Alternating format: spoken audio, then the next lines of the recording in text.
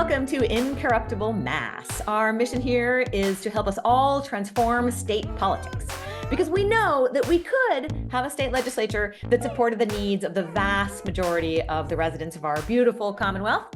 And today we are going to be going over the primary elections that just happened a little bit over a week ago.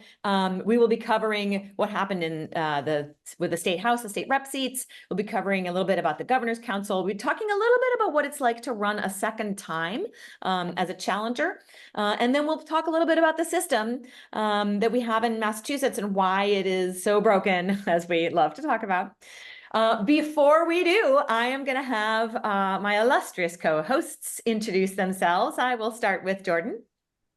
My name's Jordan Burke Powers. I use he, him, and I have, many years experience. I realize I have 31 years experience working in elections, many of them in Massachusetts. I don't know.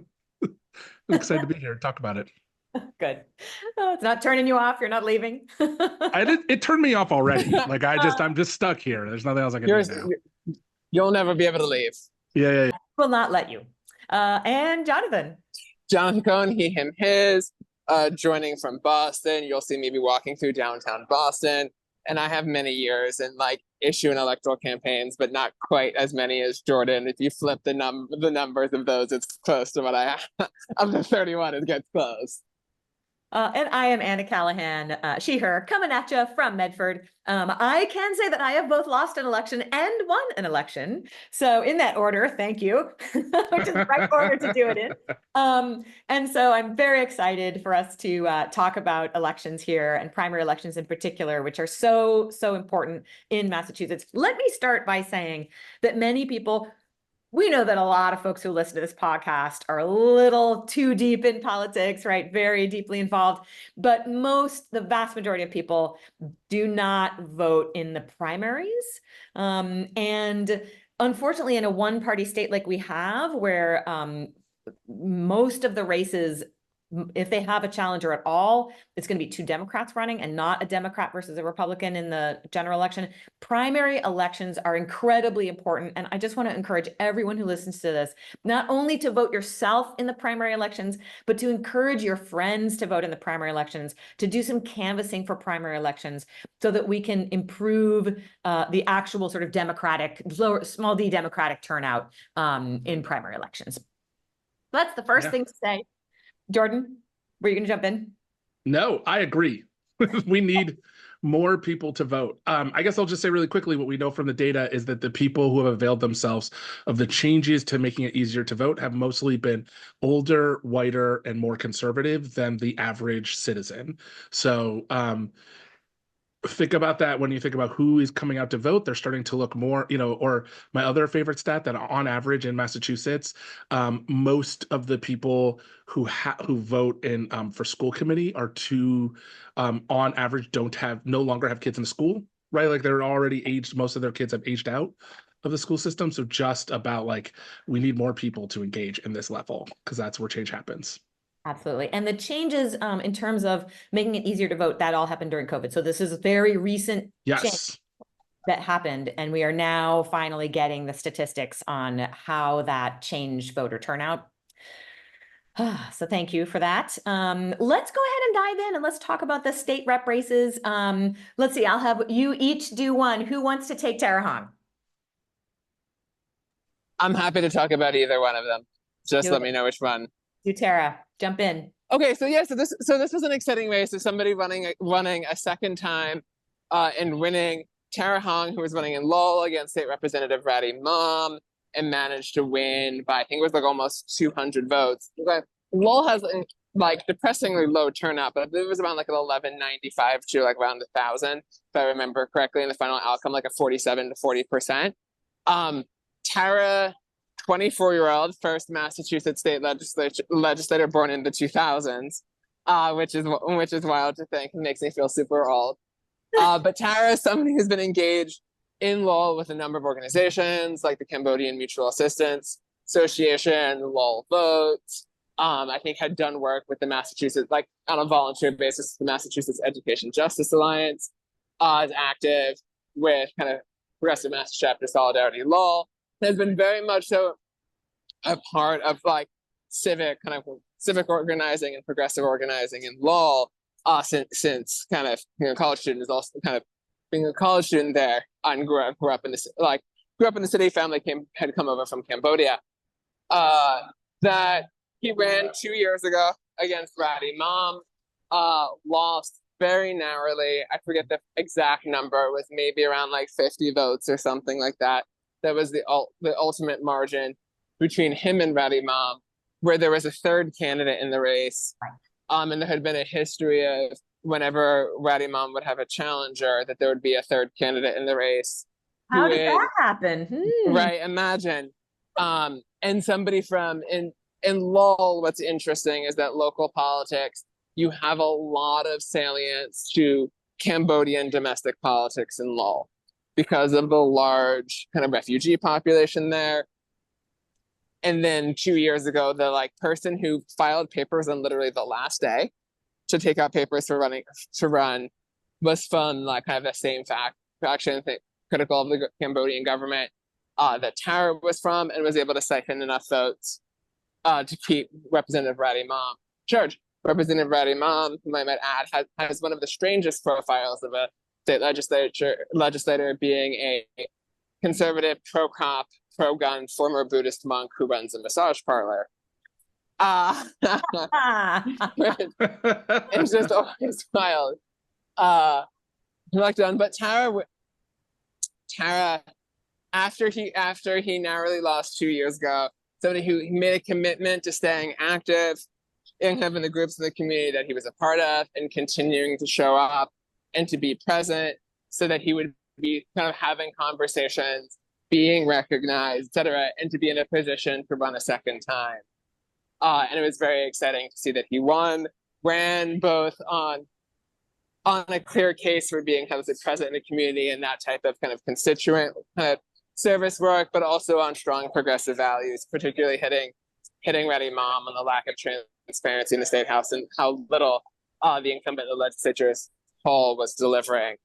And so it was just very exciting to see somebody narrowly lose, but like to make that commitment to staying involved and building on that for a next election, running on clear values, directly speaking to voters and winning. It's always like heartening when you see the case studies of that. Yes. Just what we're going to talk about running again, but actually Tara is a good example of one of the ways you win. So just 2 years ago, Tara Hong lost to Ratty Mom. Ratty Mom got 1,030 votes. Tara Hong got 974 votes, and the third party person got 356. So Ratty Mom successfully sort of pulled people aside. This time around, this past election, Ratty Mom got 1,010. So he lost 20 votes, but his vote was the same. Yeah. But Tara Hong got 1,191 votes, and there was still another person who got 300 votes.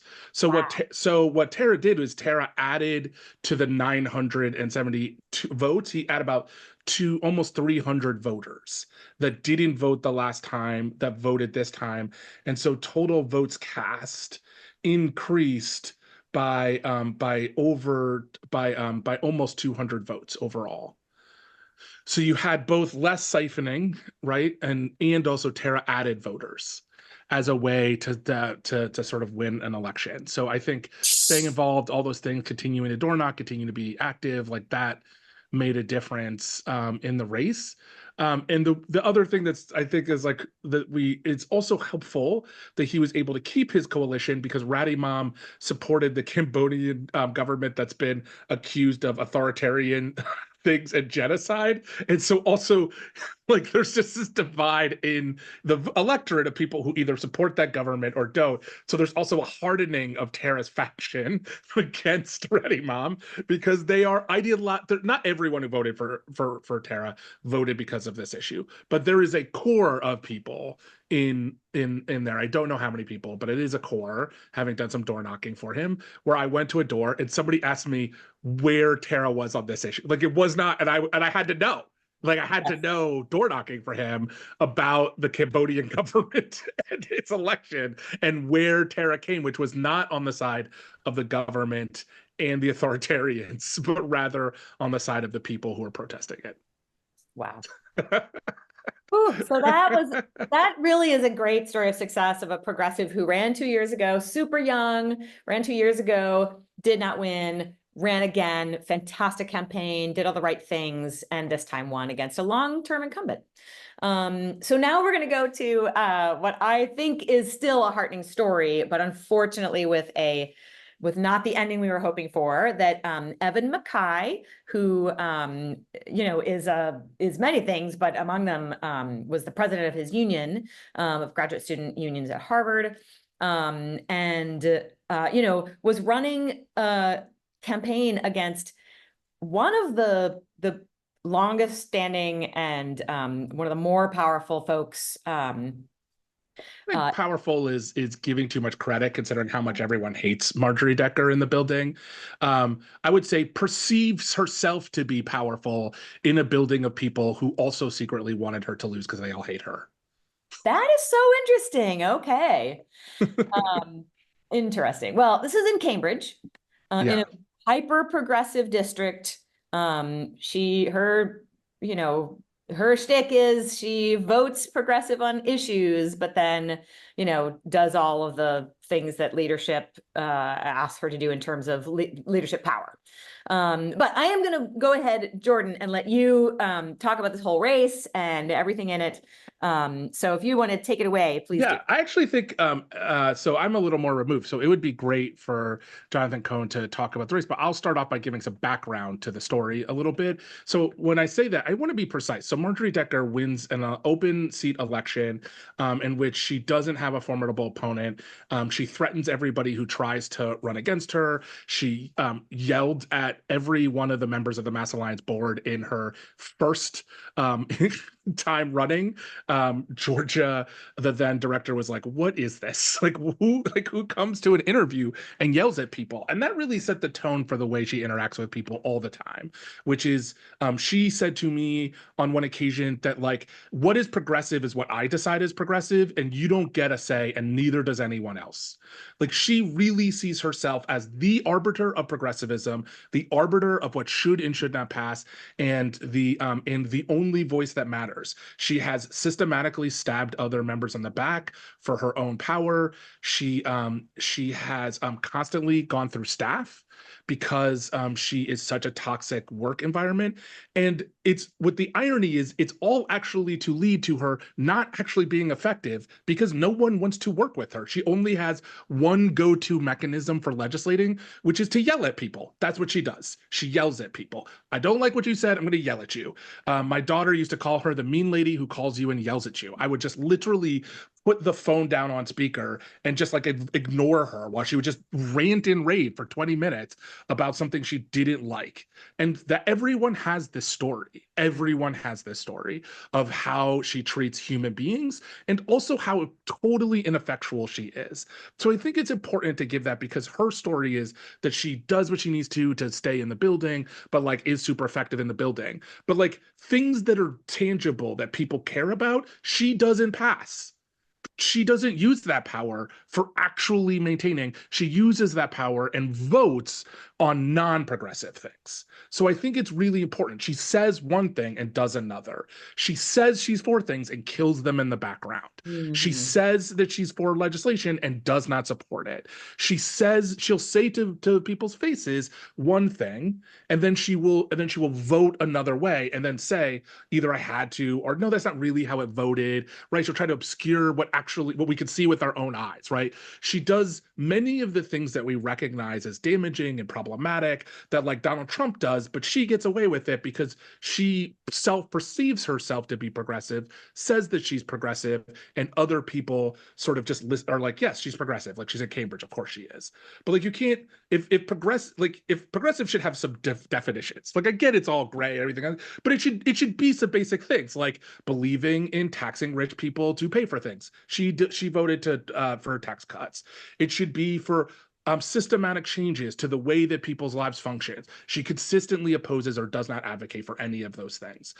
She does not support putting some sort of making it easier for people to rent, to stay in their homes, to like, she does not believe in any sort of guardrails for corporations owning apartments or any of those things, right? Like, she does not actually support any of these things. She does support things that are easy for Democrats to support in Massachusetts, things around personal autonomy, things around reproductive choice, right? She will vote the right way on environmental issues. So again, I think we need to bifurcate the sort of story that gets told about her and she tells about herself and the reality.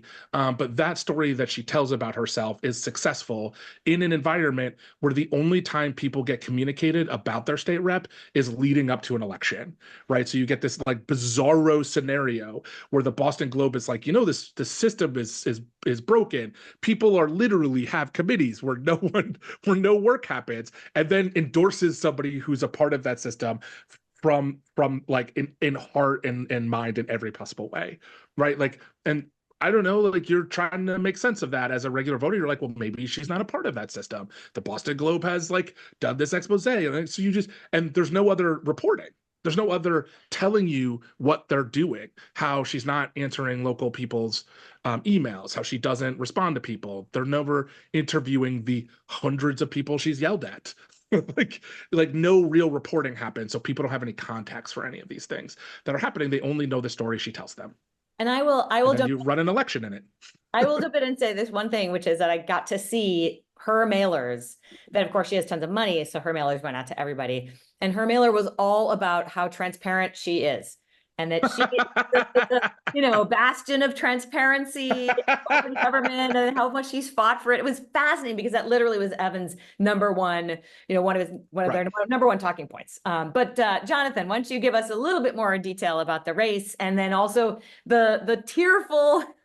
And yeah, like Evan had won, and then there was a recount, and then yeah, can do. One thing, what you were just noting as well, one thing that I thought was an impressive sign of the field operation and messaging from Evan's campaign is voters on the door, and many, not all, I'm sure, but a number of voters on the doors recognize those mailers from Decker in the final weeks as her directly responding and trying to cover in response to what Evan was saying. So recognizing that it wasn't actually an example of somebody actually touting a strong record that they had, but somebody seeing an area that they're being successfully kind of criticized on and responding accordingly. I think it was very much like Trump saying, "I'm not weird." Yeah, like it was fascinating. Like, I was impressed that people picked up. So one thing I can say, a few things, I was just talking about this race earlier, is as one of Evan's campaign, Evan ran kind of a very impressive field operation that both had this like clear message to people, particularly in a district like Cambridge, where people expect Massachusetts to be leading on every single issue and to be able to speak to and communicate why we aren't, right? And why the incumbent is actually a part of why Massachusetts isn't doing what voters may have already thought that Massachusetts had accomplished. And the way in which the systems of power work. And I think that the campaign did a very good job of educating voters and viewing that as essential to the work of a campaign. It was also on a number of times people had commented on the doors, both one, how many times people from the campaign had already been by, sometimes positively, sometimes annoyed. But as I often say, that I forget who was the person to first note this, and maybe I heard this from you, Jordan, quoting somebody else. But if you need to annoy the easily annoyable to make sure that you're actually reaching like the everyday voter who will probably still not even know an election is happening. That's me. That's my quote. Thought so. And also the number of people who noted having actually spoken directly with Evan. Yeah. And which I thought was also, it's great from having worked with a number of campaigns over the years. You always love it when the candidates themselves actually do like knocking doors and being involved. So that can't be said of every candidate. But if candidates are knocking on doors and they are having engaged conversations with voters, that those voters remember and so whether they were like an undecided at first, that you go back to them later, either kind of Evan or a volunteer, and are able to like kind of try to seal the deal kind of with them. And I think it was the strength of that field operation and the message that the race was as close as it was. As kind of Anna, I think, before, it ended up being a 41. Sadly, the incumbent held on by 41 votes, with somewhat of like a roller coaster of a few days, where on election night, and this also speaks to, I think, the need for better. I'll start with the need for better communication from elections departments about what ballots are being held in central tabulation, because there was something I saw in Boston where now, because of mail ballots and the fact that cities will often like to hold like ballots up maybe from like the last week centrally, rather than having to do all the sorting and send them, the ticker tapes that you get from the polls on election night can be sizably different than the final result, because there are other ballots being held. So you had a situation where the ticker tapes from election night showed that Evan was actually up by a few hundred votes. Yep.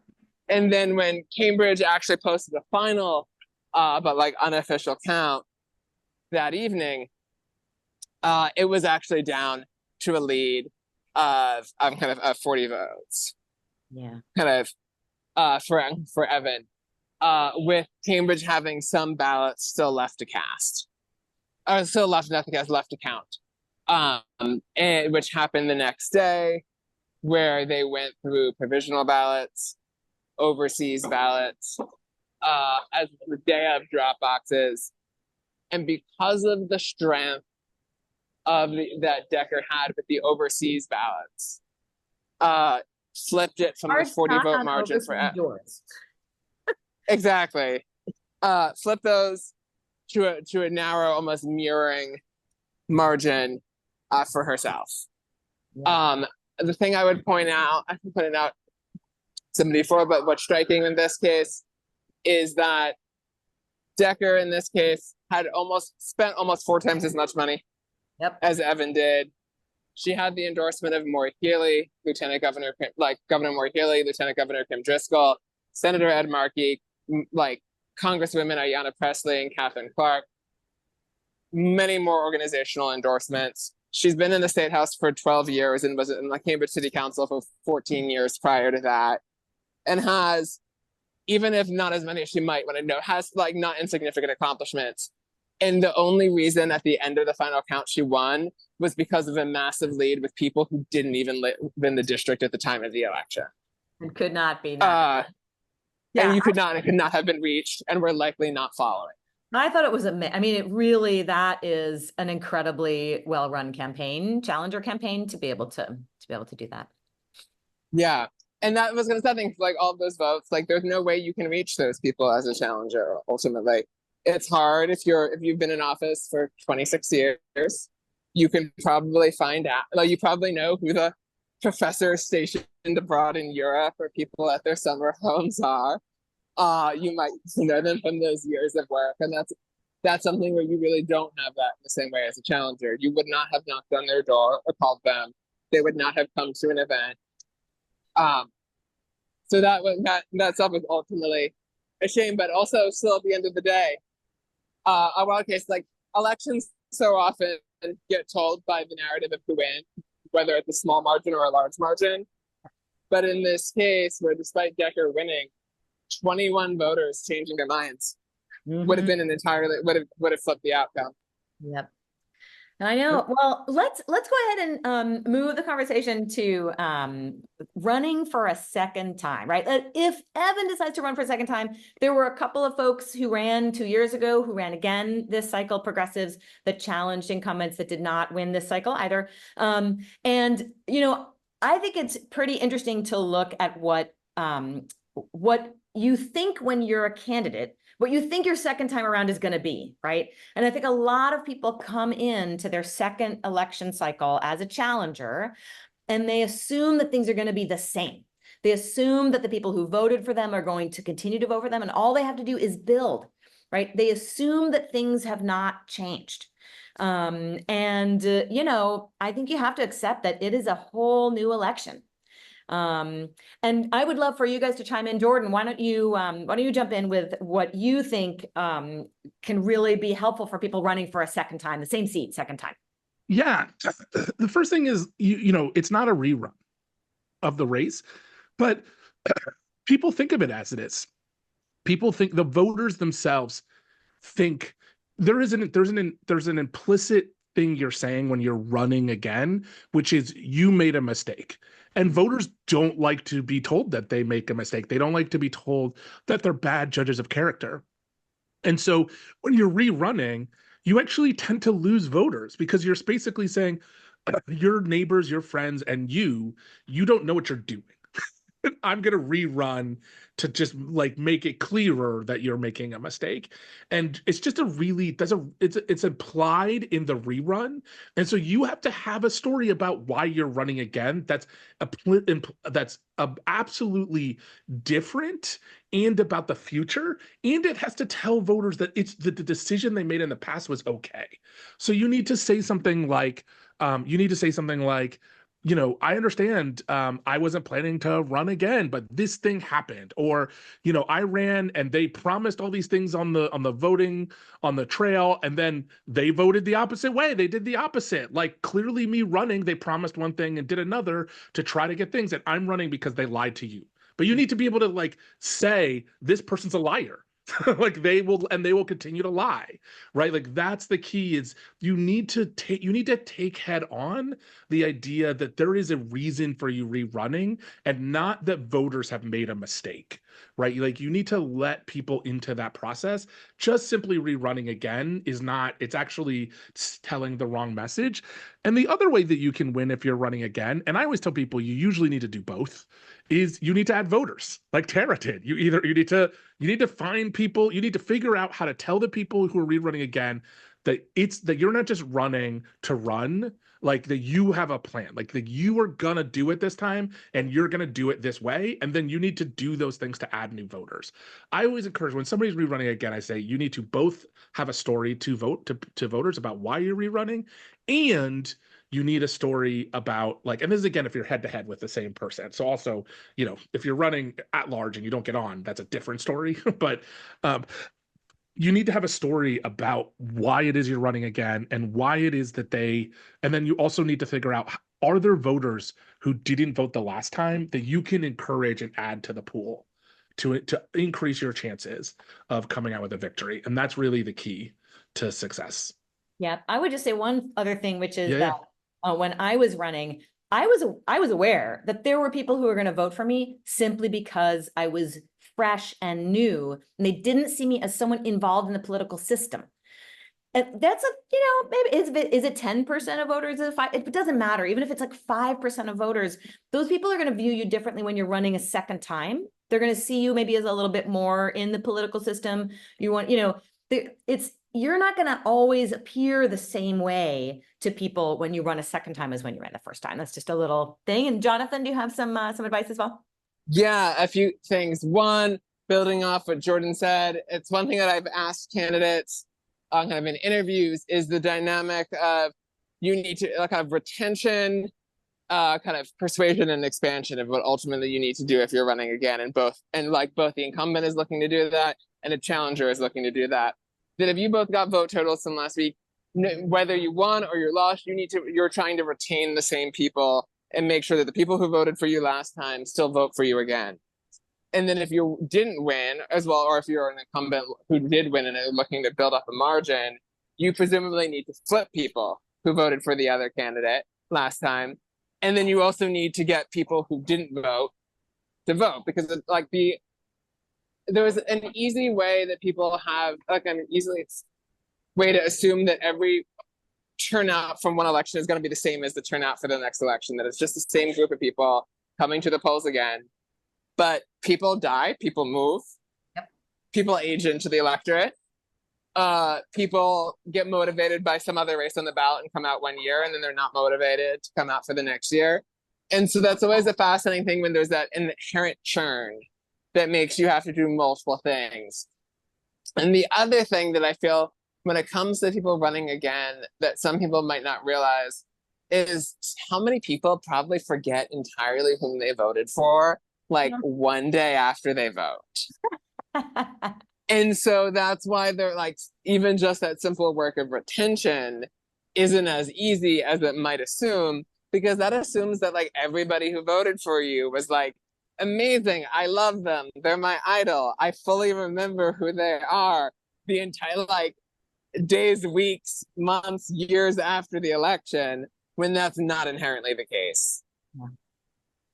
Great. We're running a little long, so let's see if we can wrap up some of these other things quick. I just wanted to mention the Governor's Council because, hey, Governor's Council is important. It matters to folks who are incarcerated, who are on parole, who are in the system, who are in danger of going into the system, who have family members in the system, who have community members in the system. There are a lot of people impacted by the Governor's Council. Do either of you guys want to jump in about either Mara Dolan or Stacey Borden or just the Governor's Council in general? Sure, so in terms of examples of somebody running again, that was a case with Mara Dolan, who ran against Marilyn Devaney. Marilyn Devaney is somebody that there's too many stories to share about, so I will, because we're running along, not go through them, but has been on the Governor's Council since being elected back in 1998. Wow. And has had many people run against her over the years, and they've never been successful. But yet 2 years ago, Mara Dolan came the closest of any of her challengers, losing, I believe it was like a 51-49 race between them 2 years ago. And Mara decided that she was going to run again. And one thing that and much to her credit, she ended up being one of the few people who actually beat an incumbent this year. She won like 52%, 48%, ousting Maryland, which is both one, a sign of the impressive work that she put in, particularly in lowering the number of people who blanked the race. Was one thing that she pointed out recently as an interest, when you're realizing that like not just the people voting at all, it's people who vote in every specific race. And if nobody knows about what an office does, they're likely to just blank the office. And you then trying to oust an incumbent or trying to get people to actually affirmatively not just vote for you, but make them actually like make sure that they care enough about the race and office itself. But at the same time, is a demonstration of the power of incumbency. Like Mara Dolan, she had the Globe editorial board, she had Senator Markey, she had like Trahan, McGovern, Presley, Clark, like basically every single elected official in the district, a number of the Democratic committees across the district, and almost like a number of unions. Maryland had basically no organizational endorsements and no real voter outreach operation. And like Mara was very good at kind of being everywhere. And despite that, on the pure power of incumbency, it was still only a 52-48 victory. Wow.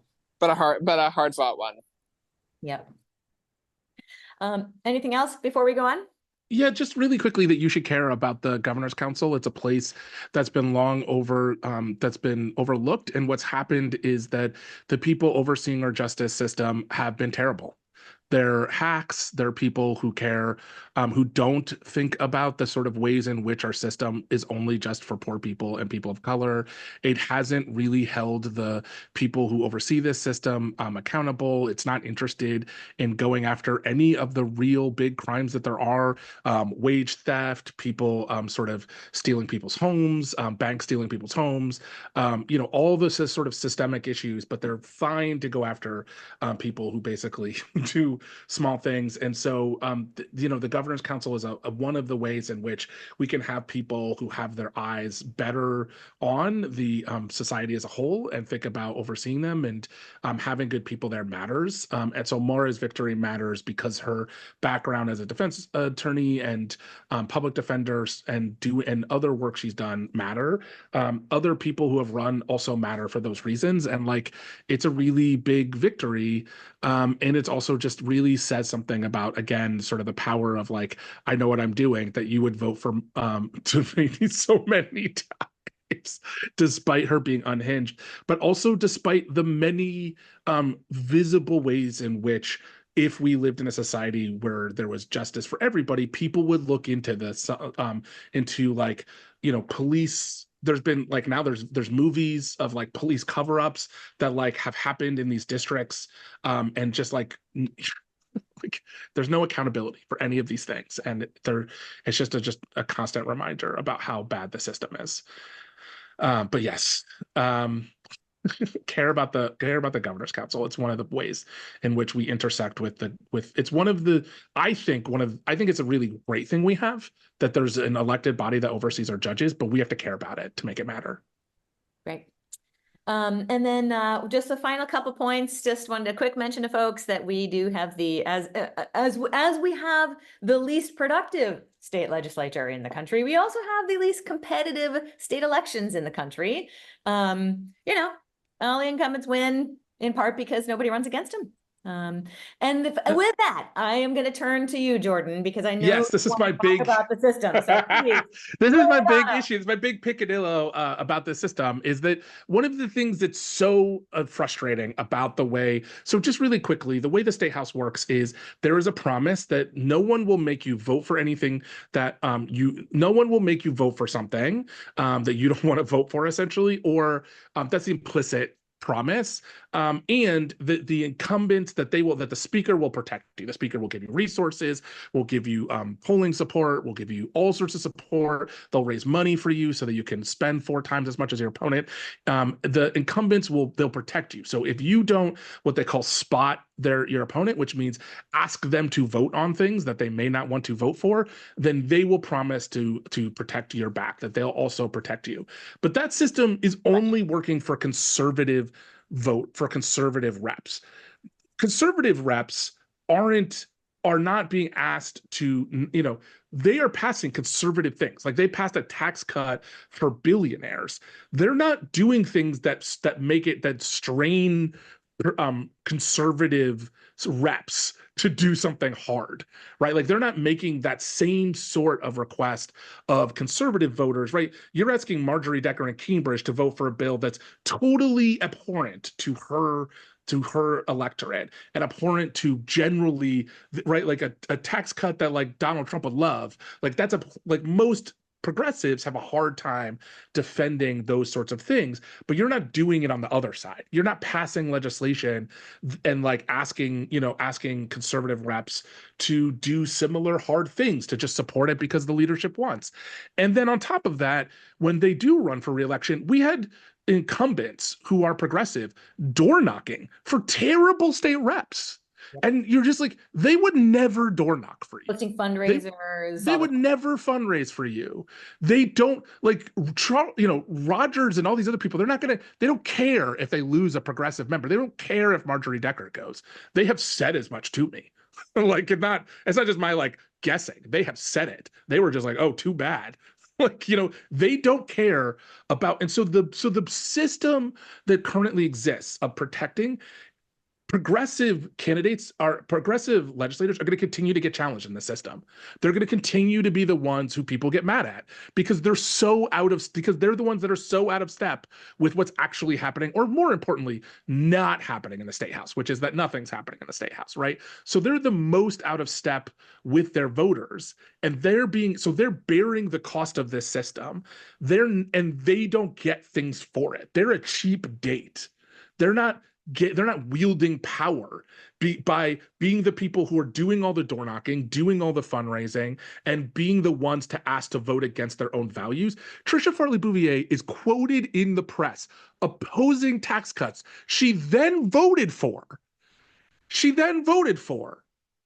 Like, and said like, oh, they're great. And when asked what was the difference, she said, oh, some things changed. Nothing changed. But she had an honest opinion about a bill that was bad, made the mistake of saying so on her values, and then was forced to back the speaker and voting for it.